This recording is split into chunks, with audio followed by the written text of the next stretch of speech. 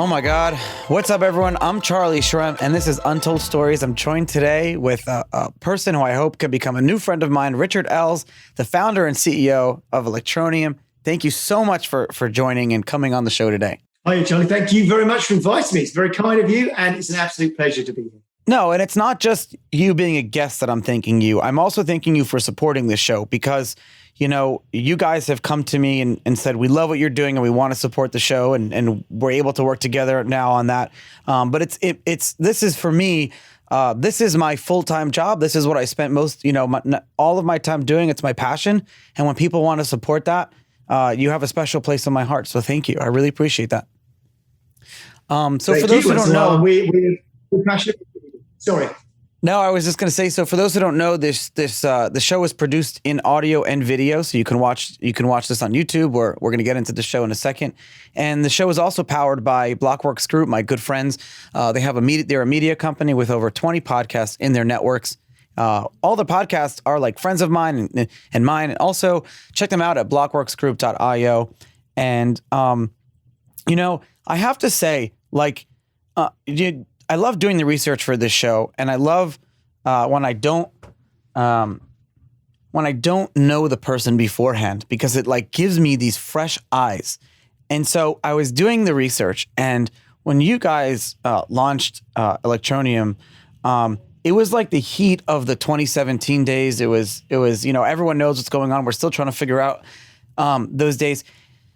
But you guys weren't the statistic. Like when I get out of jail, the day before you get out of jail, they tell you, hey, 8 out of 10 of you guys are coming back, right? So that's what it was with the statistic, right? But you look at your community, at your project, and the first thing I wanted to ask you is, your community's so happy.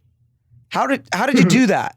Why are you know what I mean? So many projects out of 2017 or 2018, everyone's bitter and angry or whatever. And it's not just about when I'm looking at the conversations, if I look at a Reddit post or something and I see 12 comments, it's not price related. It's about the project or the company itself. You guys have millions of users. I'm shilling the company already, but it's not what I meant to be. The question about community, that's what I want to talk about today, is community, social contracts. Tell me how you feel about your community and how that's different, because in your previous successful companies, you've never really looked at we've never looked at community as an asset to the company. Is that kind of making sense? Yeah, it definitely is the case.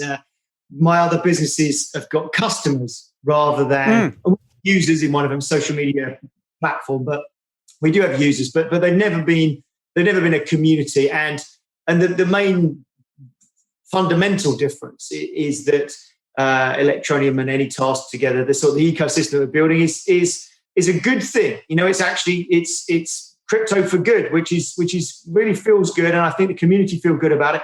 Don't get me wrong, I don't think everybody's super happy about our price point, and I'm not in control of that price, and the market will do what it does.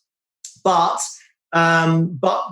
underneath all that, what they've learned, and because of course those heady days of 2017, there were so many scams and there were so many, just outright crazy ideas and goodness knows what. And I think what the community have learned is that we, everything that comes at us, doesn't matter what hurdles there are, we will always overcome them, and obstacles come at us and we overcome them, and we battle forwards, and we're all about just building that ecosystem and getting real world use on the ground. And just making sure that we build Electroneum and AnyTask as a sustainable business, and that's probably why they're happy, because they know that I get up every day. So does the team. We have a grin on our faces, and we get on with our jobs because we feel like we're doing something good. Well, this was the difference as I saw it, is that you created, and you keep alluding to AnyTask, and you created a utility from the outset. You created a network, an infrastructure and platform of, I know I just threw out all the buzzwords, right? But essentially allows anyone to be able to come on and it's a gig economy, allows anyone to create freelance opportunities but it's not just that, it's a marketplace, and it's a way to use and to spend ETN. So it's like a whole ecosystem in and of itself. How does that balance itself out? Are there things, are there levers, are there metrics that you guys have to look at every single day to make sure that you're on the right track? Well, there are. We've got a vast amount of metrics. And one of the things that's really interesting about being in the real world, and I say that in a sort of a funny accent simply because when I say real world, most of cryptocurrency is still the world of speculators, and that's it. They might have some technological marvels, but very, very little cryptocurrency is actually used in the real world day to day. And because we actually have real world transactions, hundreds of thousands of people using ETN to bleep to and fro, moving ETN around in terms of moving value. That might be someone walking into a store in Nigeria or getting a haircut in South Africa or doing buying food from a street vendor in Indonesia. It's literally all over the world of the unbanked. People are using ETN, and people are earning ETN through that AnyTask platform we just mentioned. So there's so many metrics in amongst it. But one of the things that we've learned, and probably are one of the only companies that have ever seen this actually, is we realized that the world of the speculators and the world of the real users, they are curiously connected without it necessarily being a direct thing. So if you look at the price of an equity, totally built by the buying and selling of equities. But crypto has this weird thing where you've got the speculators driving the price, but the real users on the ground exchanging the value are not the speculators. So it's a sort of a weird place to be. But we see tons of use when the price goes up. That's literally the theme of the show that I wanted to talk to you about today is, every coin that I know of, most coins and projects that I know of, focus on the speculator. And here in this instance, you said, let's focus on the community and the user and the actual utility of it.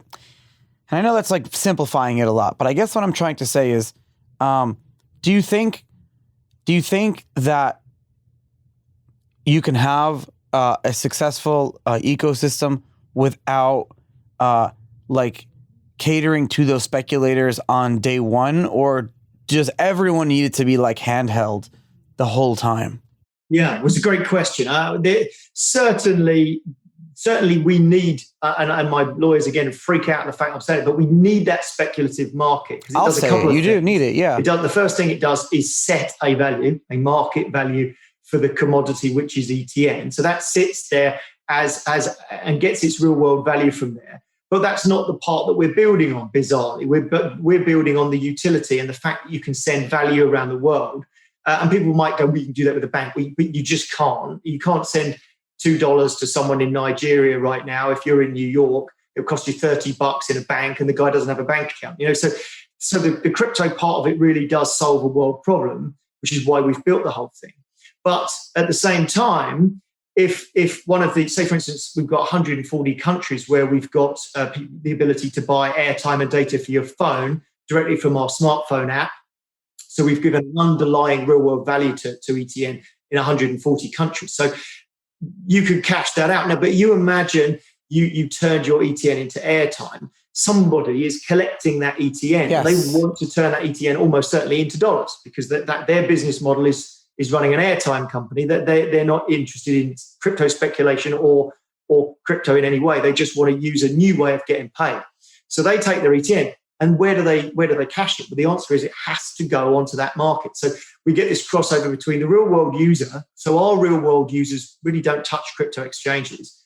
But there's a secondary thing, which is they've spent it with someone who touches crypto exchanges. And the same thing goes, the person who earns their ETN on AnyTask, they get paid with ETN, but where did the ETN come from? Well, we bought it from an exchange. That's where we got it from to pay them out. So, there are touch points to the exchanges, but they're one step removed. What I've been doing over the past few months with the show is I've been bringing on companies and projects that have been around for a few years that no one is really hearing about. And that is because, simply put, companies that are building and growing and doing the actual mass adoption are not the ones that are out there, doing press releases and things like that and in the front of the news.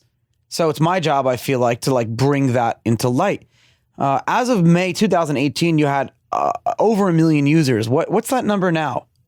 Oh yeah, I think we've got 4.8 million registered users. But chop those down. There's at least 800,000 bots in there. We've got, of course, about 2.8 million app users. So even if you said 800,000 was real, I would be just Because you're talking to a guy who literally can count every person who knew what Bitcoin was on his fingers back then. So it's like insane.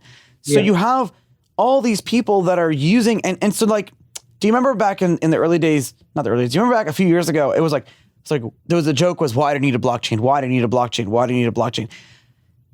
This is the perfect example why you needed a blockchain, because you need the ability to have millions of people from thousands of different countries and cities and places around the world and in dozens of languages, with all their different currencies, with all their different, what is value to them? Like mobile airtime to someone in Nigeria has more value to mobile airtime to someone in maybe Wisconsin, right? So there's like, you're creating, and the reason you needed a blockchain, a token, is because without it, there would be no simple decentralized way of connecting everyone. Because if you simply had said, okay, yeah, we'll do it with our own internal centralized token, then what's the point of doing what you did? You're just another Fiverr.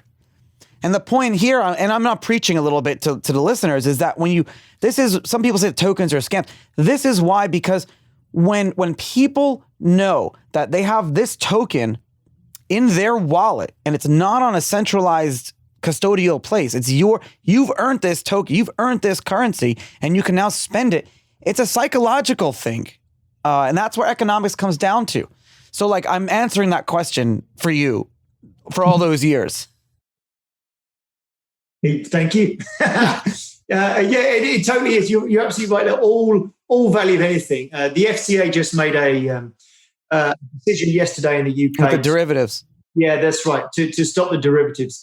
And one of the things they said in there that was really interesting is that they said there is no inherent value to crypto assets. And it was an interesting turn of phrase, because what is the inherent value in my pound coin? But if I melt it down, it isn't worth a pound anymore. So there's no inherent value to it. There's a value that's attributed to my pound coin, which is the backing of the UK government. So that's an attributed value. It's not an inherent value. So I don't think many things have inherent value. I don't think gold has an inherent value. I think food has an inherent value because we need it. We don't need gold. We don't need Bitcoin. We don't need pound coins, but we do. So there's no inherent value in any of those things. So what does have inherent value? Like, what is the difference between attributed value? They're inherent value, aren't they? I would have said, if you gave a dog a bowl of food or a bowl of diamonds, it's going to go for the bowl of food. There's inherent value to it. That's a great freaking analogy. To the diamonds because they're shiny and we like them, and it keeps our wives very happy. Yeah, it does. That's a great analogy. I'm going to use that. What did you do before? You're like a first gen crypto. This is your first foray into the industry. What did you do before, and what lessons like can you take out of that like help? Did you use as, if you're playing a video game, you have your backpack, you're like Zelda walking with your arrow. Like, what did you have ready to in your backpack? I've been in technology my whole life. So I already had a couple of companies. I had a development team and a reasonable sized team of people working in those businesses anyway. So and we were all geeks. We were nerdy guys that wanted to play around with blockchain and see what we could do. We started off melting phones, actually trying to get proof of work to work on an Android smartphone, and the little chip didn't like it very much. But no, I wouldn't think so. But we were doing all those kind of things. Just that's how we sort of started drifting in to the world of blockchain.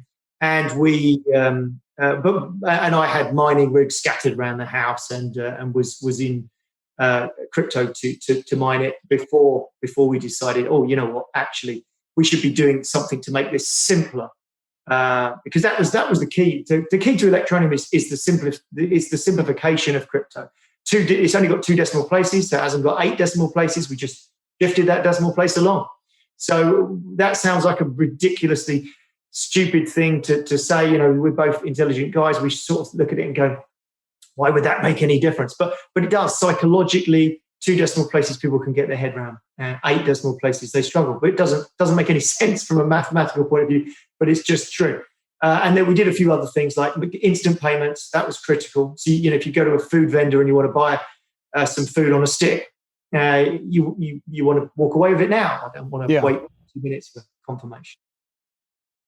It's very interesting how the industry still looks at certain aspects of the early like ethos of crypto, like instant payments.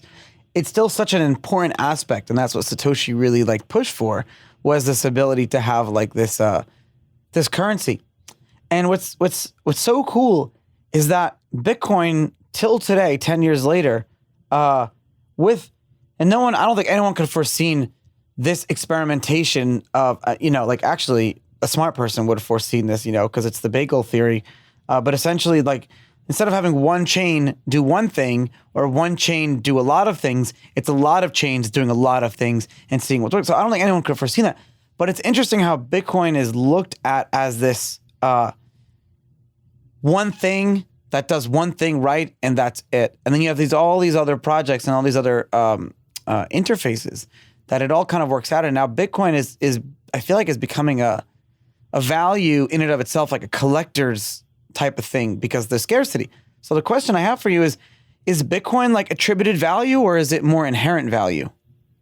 Well, I mean, from my point of view, again, mathematically, I think as long as someone attributes value to it, as long as we believe in the US government, as long as we believe in the British government, then the fiat currencies have some value. So it's all right saying, oh, well, Bitcoin doesn't have any value, but that's ridiculous, because people are giving it the value by buying it, trading it, and using it. So it has value whether you like it or not. You can't say it's got any less value than a US dollar, because people like US dollars, use US dollars, and have US dollars exactly the same as Bitcoin.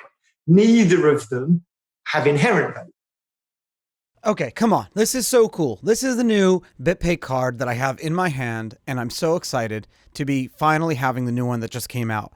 Now, guys, I've been using the BitPay card since 2016. Yeah, you heard that right. Way before I started Untold Stories, way before BitPay became a sponsor of mine, I've been using this card, and it literally became a way for me to have a bank account for many, many years, as a lot of people in crypto need better banking. The BitPay card is chock full of the coolest features. It's got contactless pay, better rates and limits, no fees to convert from Bitcoin right onto the card, added in chip security. I mean, it's sexy, it looks good, unlike other cards. It's so easy to get. Just download the BitPay app on your phone, click the card icon, and you can do it right there. If you use the promo code CharlieJune20, your card is free. Remember, CharlieJune20. It's in the show notes. You can get a free card. So literally, just from listening to my show today, and make sure you actually listen, you could get a free card just by entering that code. So download the BitPay app, get the coolest card on the market, the best card on the market.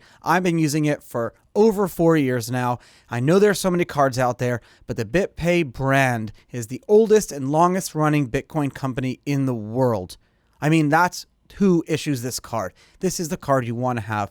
Remember, CharlieJune20. Download the BitPay app on iOS or Android to sign up for the new card. You're going to freaking love it. I'm really excited when I get to talk about projects and companies that have been around since the early days of crypto and supporting those projects.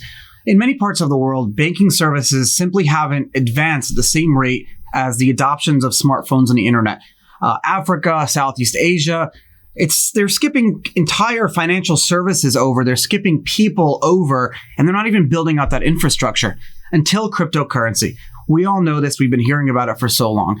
Electroneum, a company based in the UK, decided to build an entire ecosystem based off of financial inclusion, empowering people, getting them involved, not just by working and by earning, but also by spending and being part of that community.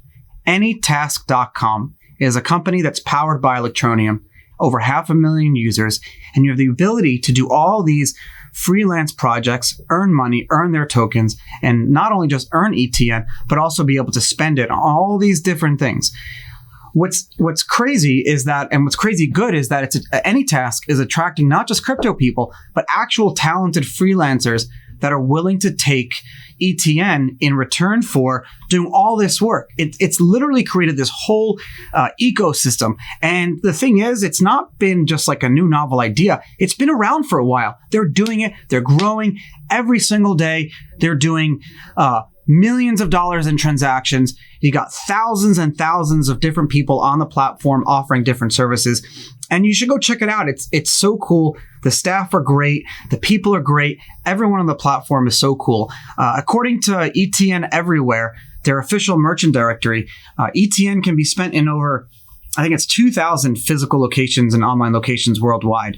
You're talking about in 140 countries, mobile airtime, shops, TVs, all these different things, not just being able to spend it. And so check them out, Electroneum, AnyTaskcom. Support my sponsors. They're so cool, and I'm excited for you guys to check it out. Oh my God, there are hundreds of blockchain projects out there, but one thing that unites them all is the need for power. Think about that. The need for mining, whether it's for staking or actual proof of work mining, they all need power. At the same time, many oil and gas projects, not crypto projects, but oil and gas companies, they're wasting the gas they extract because it's too expensive to pipe it to the market. So here we are, we have two problems and a perfect solution. Permian Chain places industrial grade data centers. They're mining for Bitcoin and crypto at these spots. They can offer blockchain projects abundant processing at a reasonable price. And that's what they do. They're giving crypto asset miners an efficient way to mine. They're giving companies that need power to secure their blockchains the ability to have resources, and oil and gas companies get revenue. It's so cool. They think it's a neat way to get together. Make sure you check them out, permianchain.com or permianchain.com/Charlie. Do you still get people ask you this question, like why you're into space, why you're in crypto, what are you doing here?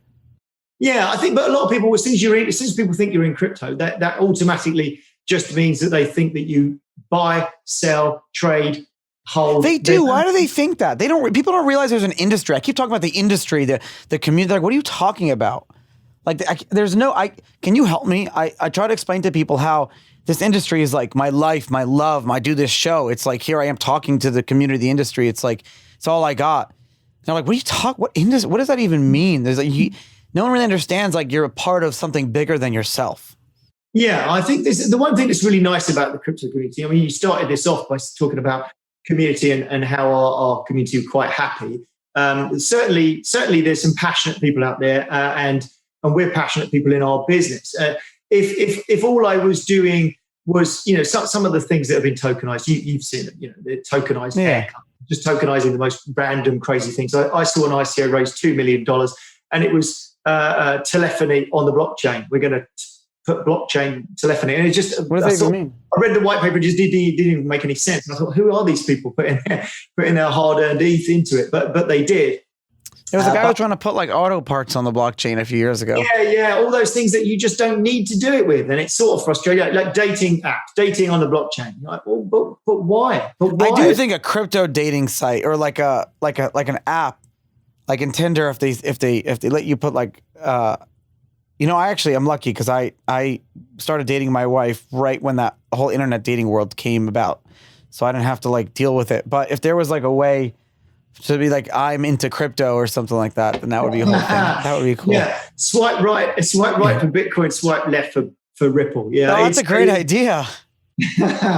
I suspect somebody's done it, but of course, what you have got with all apps, including our app, every app, there's no such thing as a decentralized app.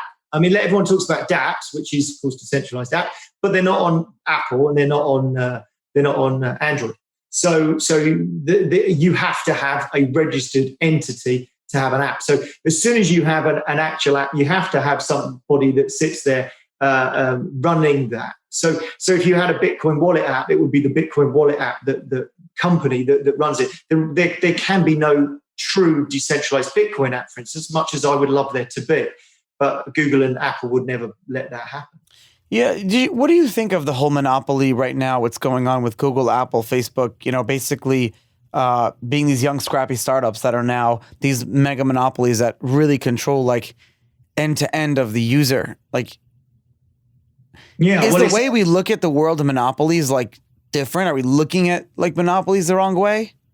No, I don't think we are. I think that competition is always good for the consumer. And when you have too much power concentrated in one place, you do have a tendency to have problems. And I think that what we've seen with Epic Games, with Fortnite, where they pulled their product from the App Store because the App Store had their arm up their back and said, no, you won't, you're not allowed to take payment in any other way other than through us. And this is how much we're going to charge you, which was quite like 30% or something like that. Yeah. I mean, so if you walk into a shop, a physical premises store, they've got a host of different merchant services they could use, and they probably end up paying 1.5% or 2% of the cost. You know, if somebody buys something in that store, and that's because there's a wide market, and there's plenty of choice, and the merchant can choose who they go to. Well, when you've only got Google and you've only got Apple, and they both charge exactly the same amount by some random chance. It seems contrived, and it seems grossly unfair to spend 30%. But don't get me wrong; they have to build the network, they have to build the underlying operating system, etc. So 1.5%, 2% perhaps would be unfair, but 30%, you know, these guys have to build an unbelievable game. So that's not an easy thing to do. So I don't think it's fair, and I think it's difficult because the larger they get, the less chance of having any competitors there is. But that's kind of like where the money transmitter world, you know, started too. It's like they created all these laws around their own roundtable to protect their competitive edge. And that's like, so the question is like, is that capitalism? So taking a step back is like talking about like social contracts and things like that in the world that we're in today. Has the world, in your experience, how has it changed? Like, not just, I know it's a stupid question, like with COVID and stuff like that, but let's get specific, right? So, what type of decisions do you think you have to make now, running a business, that you wouldn't have had to make before? Not just talking about like cleaning and being sanitary, but just like people, as it relates to people and humans and your customers and your users and things like that. Yeah. Well, funnily enough, I mean, I found it very, very hard at the beginning of this COVID thing. I've always had an office full of people, and I would be in amongst that. And I'm not somebody who sits in an office, you know, partitioned off from the rest. I've always been amongst the people. So I found it very difficult. But interestingly, I would say that this has been a really good experience for me because it's forced all the company to work from home, which was something I was dead against at the beginning. But we learned how to make that work. And through learning how to make that work, I suddenly realized myself, I'd been really blinkered to our talent pool. So our talent pool only came from, you know, a small geographic area around the town where we had our office. But actually, you know, we've got the whole of the country, and then you think a little wider, you've got the whole of the continent, and then you think a little wider, the whole of the world.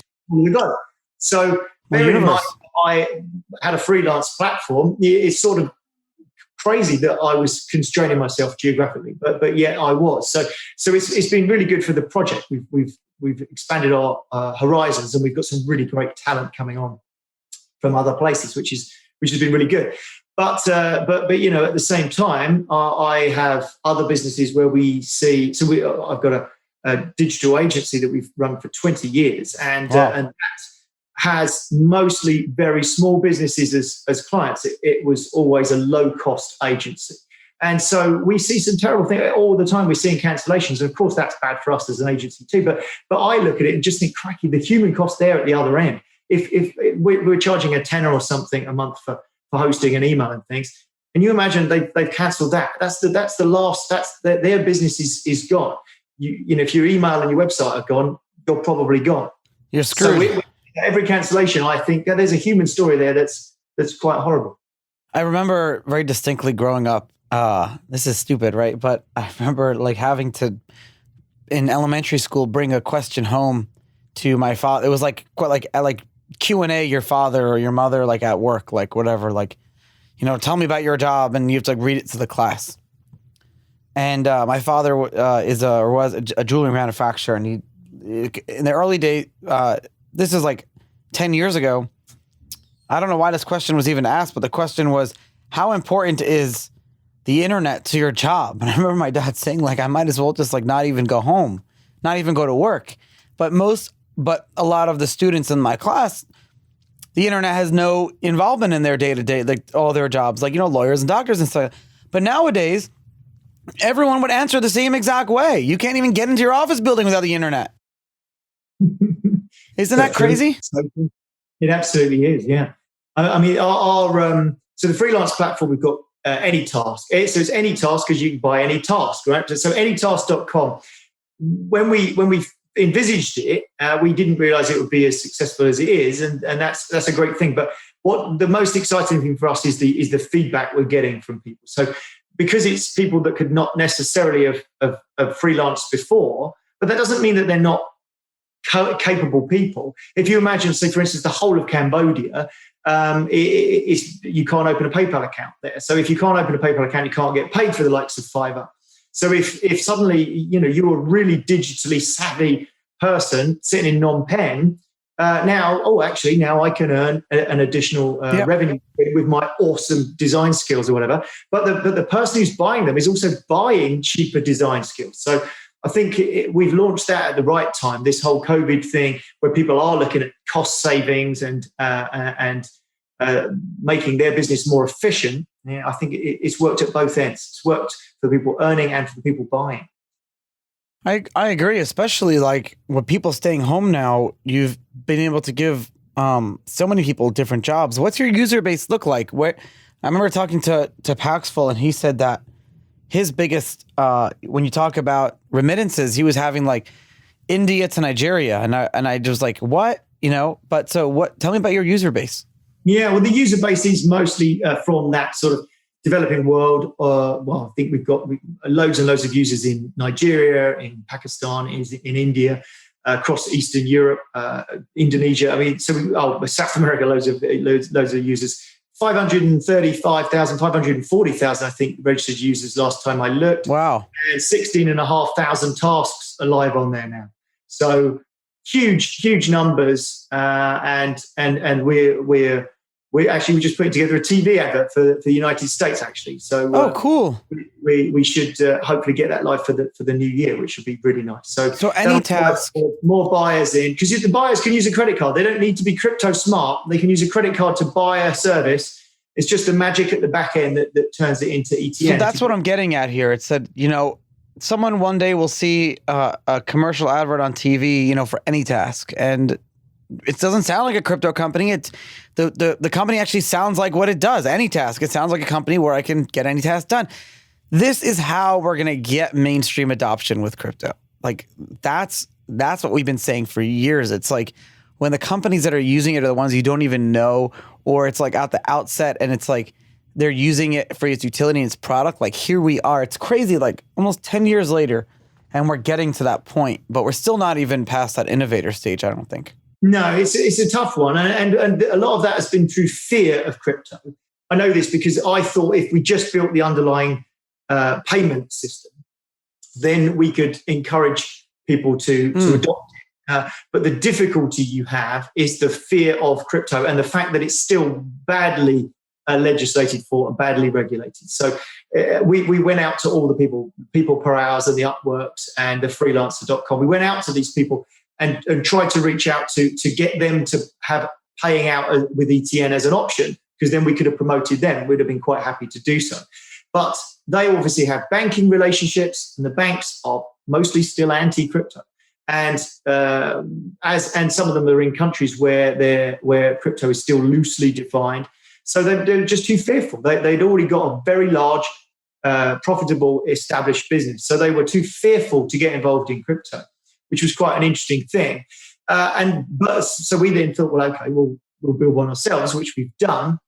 What's then been the benefit is we then built it with the unbanked in mind. So we took we took the massive profit that some of these guys make. Fiverr charged 20%. So for every fifth job that you do on Fiverr, one of them you've done for Fiverr. So that's how a lot of people see it. Fiverr take 20%, plus there's some transfer fees as well. So we didn't charge them anything. So the sellers don't have to pay anything at all, and the buyer has to pay a small fee, 6%. For buyers. So you're charging to get into the ecosystem, but once you're in the ecosystem, you can be a part of it. And there's no I like that better because you allow more disenfranchised people to be involved that don't have to pay access. And then you prevent potential gig workers who could do, you prevent people who would do a worse job, but who have the money to buy in from coming in. And then it's like someone who could do a great job who may not be able to afford that same thing. So it's really great that that's happening.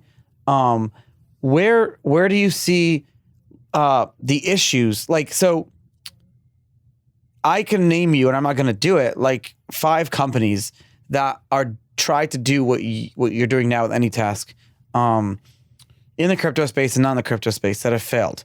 Why? Like, what do you think? Is there a common denominator? And is that like, is it a general? Of, and I probably know a couple of the ones you're thinking of, but some of the ones you're thinking of, I really liked the concept of, I'm a crypto guy, you're a crypto guy. We love the idea of what it is and the freedom that it is and all those things that go with it. But nearly all, in fact, I think all of the pure crypto plays that have tried to come into this freelancing area had 2 major problems. The first major problem that I saw was that they were crypto to crypto. So you had to convince an agency in New York that's buying these things, or a grandma who wants a photo edited, in Australia, to go out, buy some Bitcoin, swap it for another crypto, send that crypto across. It was too confusing. There was no way they were ever going to do it. So the barrier was too big, and they launched as their whole project was the freelance platform. And so they hadn't got the user base. So they were then stuck to get the initial impetus to get the users on.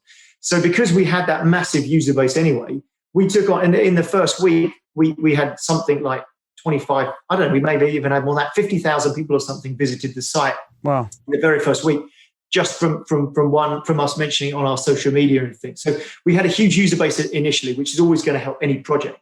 And we unlocked that system to enable people to buy with their credit card like they were doing anyway. So everybody who buys from people per hour, whatever is. So that's how you got it in. You weren't selling crypto for credit cards. You were selling access, and then it's like you're preventing. No one's going to want to like be a scammer in that sense. No, and it was protected on the platform as well. That's so cool. So if the seller makes a rubbish logo and they don't do what they said they were going to do, and you're disappointed, we've got 24/7 support, 7 days a week. They just go, I don't really like this. I feel like I've been scammed. And a person would take a look at it and go, yep, you're absolutely right. And they just get a refund back on their car. So, and then we'd go back to the seller and we'd say, look, you really need to deliver. You said you were going to deliver vectors, and that wasn't a vector. We'd try and educate them at the same time. But then what happens is we've got star rating systems, so the good people float to the top. Yeah. So then you don't end up buying rubbish. I've noticed. I like that, how it all works out so perfectly. What is your goal? How many users do you want to have in the next year?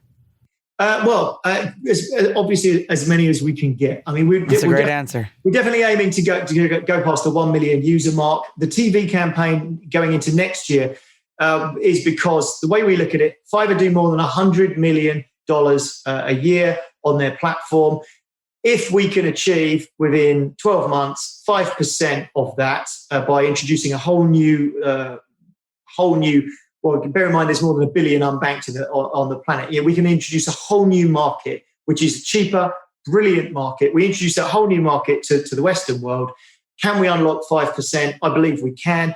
5 million a year doesn't sound like a great deal, but in crypto terms, that is absolutely unheard of. We're already without a shadow of a doubt, it's the most successful freelancer platform that's crypto powered that's ever launched. But getting 5 million turnover within 12 months, that's what I'm trying to do. How can listeners follow you and see what's going on and keep updated? Well, go and have a look at AnyTaskcom, and if you want to buy a logo for $10, trust me, you're going to get a good one. It's amazing. So go and have a look at that. There's animations and all sorts, loads of things. I need a logo. Photos restored, do it. But at the same time, take a look at Electroneum.com. And that's the underlying payment system that we're using to make everything work. That's the machine under the hood. Richard, thank you so much for taking the time today and coming on Untold Stories. I really appreciate it. Thank you very much. Much appreciate your time. Have a great day.